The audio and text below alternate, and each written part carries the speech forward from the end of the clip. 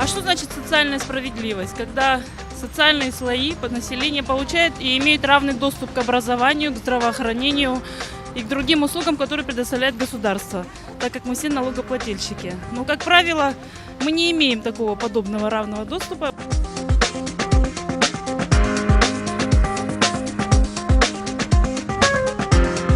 Для меня социальная справедливость, когда приоритетом являются права человека и когда ценностью является сам человек по сути, когда не делятся на богатых и бедных, когда не существует вот этой дифференциации.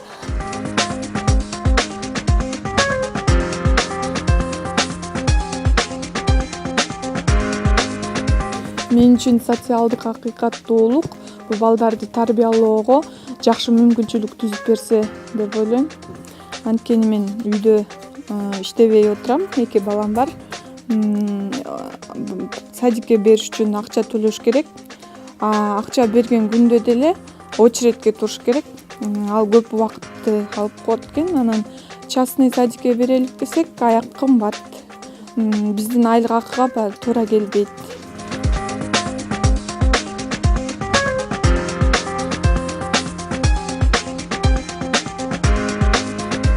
Бизде социалдык акыйкат деген мындай бизде почти жок эле эсе.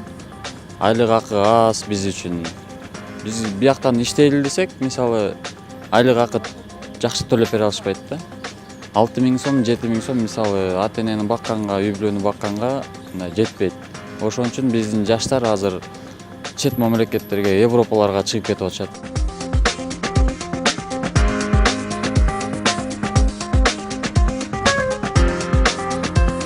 Когда работает закон, когда исполняют все то, что надо исполнять. Вот это социальная справедливость. Это когда пенсионерам есть что покушать, и есть на будущее надежда, что вот заболею, меня вылечат.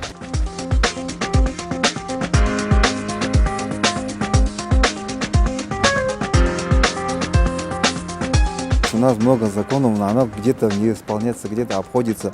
И у нас на сегодняшний день сложилось так, что примерно никто не контролирует издаваемые законы. У нас за это все накладка получается. Люди совершенно не знают о своих правах. Это значит, что отсутствует информация. Но если даже они знают, то это все сопряжено со всякого рода беготней по инстанциям разным. А это естественно, каждого человека напрягает. И многие не хотят просто заниматься этим.